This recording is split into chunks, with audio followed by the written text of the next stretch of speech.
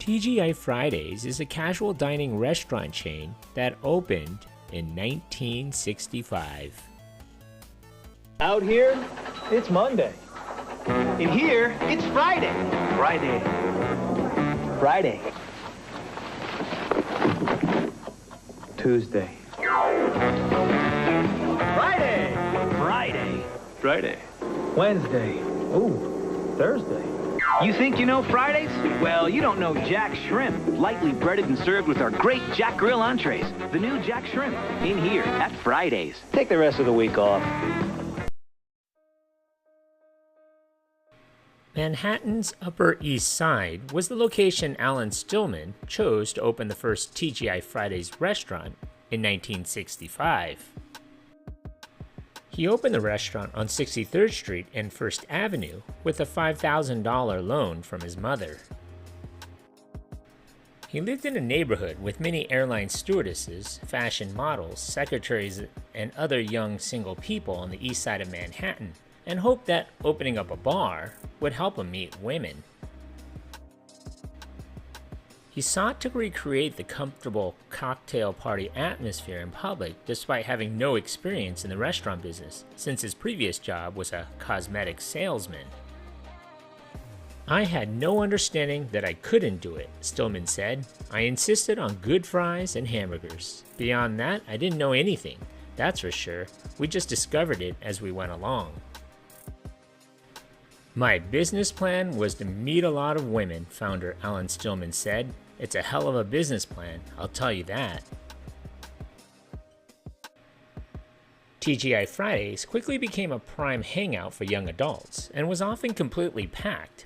He created a jazzed-up restaurant and bar designed to appeal to a professional crowd, with the latest food and beverage selections offered in a friendly, vibrant, and energetic atmosphere. TGI Fridays soon became a hotspot for the city's single professionals, and some would credit it with bringing about the country's single bar scene that would continue well into the 1970s and 1980s. First-year revenues for the bar and eatery reached $1 million. The concept worked, and 5 years later, a second TGI Fridays opened in Memphis, Tennessee, followed 2 years later by a Fridays restaurant in Dallas. The Texas Fridays sales reached $2 million that first year. A year later, another Fridays opened in Houston.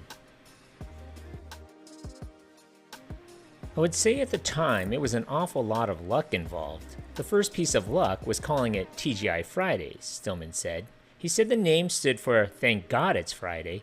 Television commercials for the chain have also made use of the phrase "Thank goodness it's Fridays." If you ever went to TGI Fridays in the 1970s or 1980s, you might remember the exterior featured a red and white striped awning and blue paint. The gay 90s interior included American-made Tiffany-style lamps, mostly by the Summers family, wooden floors, bent wood chairs and striped tablecloths, and the bar area added brass rails and stained glass. And speaking of the bar, almost every Fridays location includes an airplane propeller at the bar. The propeller symbolizes the engine that moves the business. The employees would wear form-fitting red and white striped soccer shirts, and every time someone had a birthday, the entire restaurant crew came around with a cake and sang TGI Fridays' traditional birthday song. And who can forget this? And We need to talk about your flair. really? I have 15 pieces on. Well, okay, 15 is the minimum. Okay? Okay.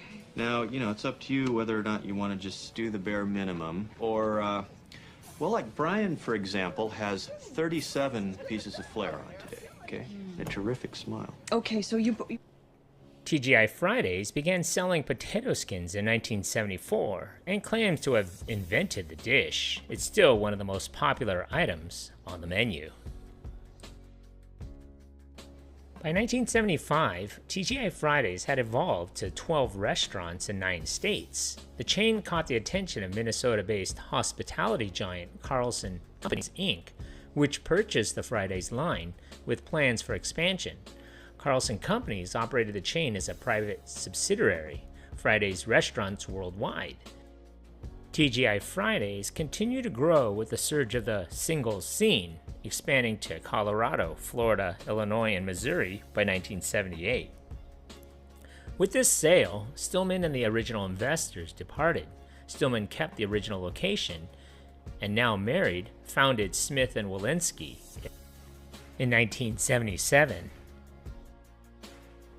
By 1984, the nearly 20-year-old company had grown exponentially to 105 restaurants and continued to refine its menu with innovative food and beverage selections. Steady and consistent growth of the Fridays chain continued into the 1990s. In 1990, there were 169 restaurants in the TGI Fridays system. By 1993, there were 243 Fridays in the United States and 20 more restaurants abroad. In the mid-1990s, Fridays Restaurants Worldwide organized into 3 divisions: TGI Fridays, TGI Fridays Front Row Sports Grill, and Fridays American Bar. They were 3 slightly different models of the Fridays concept. By 1995, Fridays system-wide revenues had exceeded $1 billion. The company had opened facilities in 8 foreign countries, including Australia, Brazil, China, Indonesia, and Switzerland. By 1997, they were in Russia. Over the years, TGI Fridays had grown to become a popular spot for families as well as singles, and the company was committed to catering to both market segments.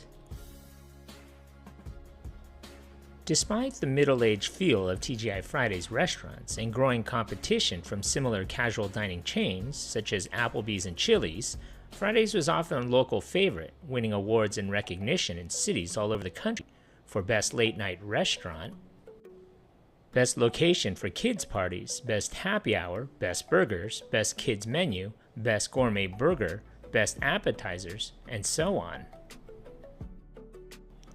In 2002, Carlson Restaurants Worldwide implemented a revitalization plan for its Fridays restaurant. For an estimated cost of $200 million, Fridays planned a system-wide makeover featuring a modern look, less brass and more chrome, less decorative clutter and more class.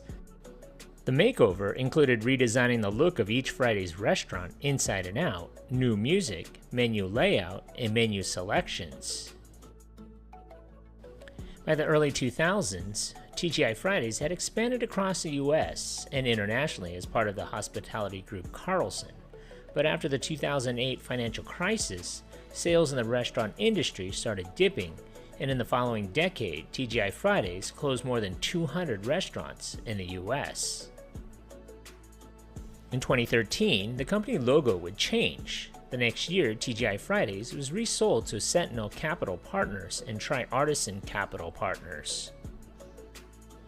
The newer TGI Fridays franchises are more contemporary with wallpaper, granite exteriors, and red and white striped lamps instead of Tiffany. The exteriors are stucco and the entrance doors have F-shaped handles.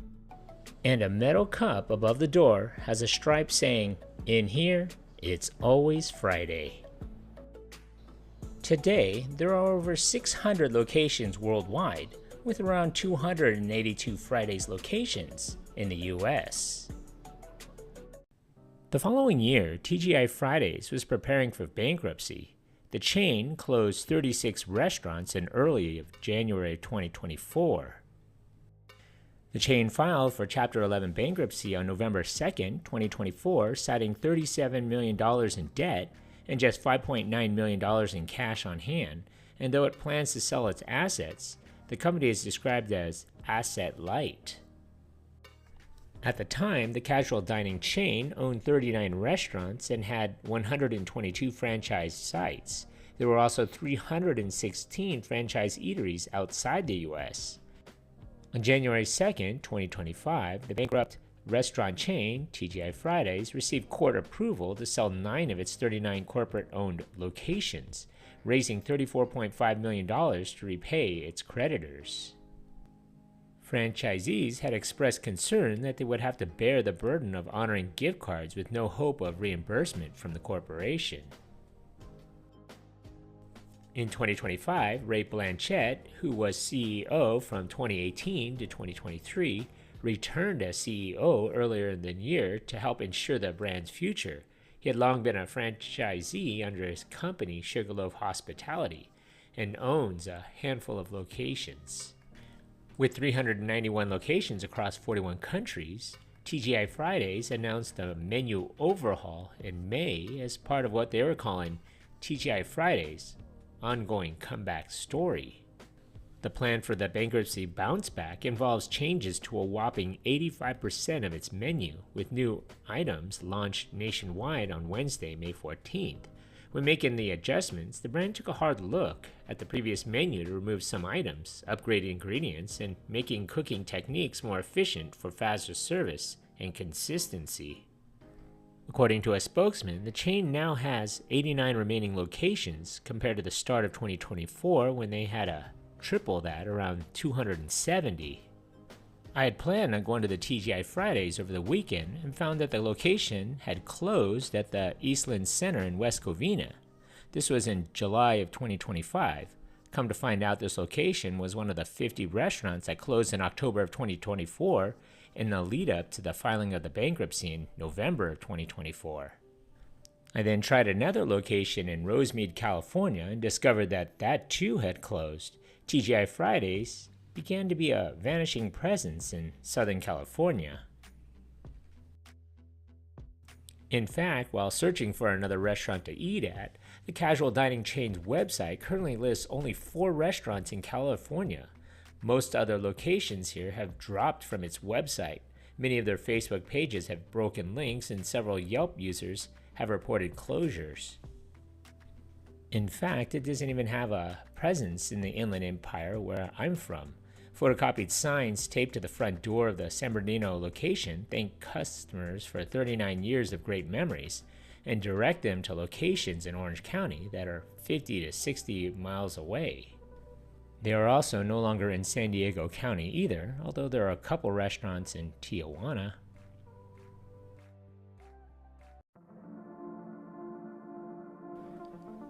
Thank you for watching. If you like this content, and if you haven't already, hit that subscribe button. Thanks.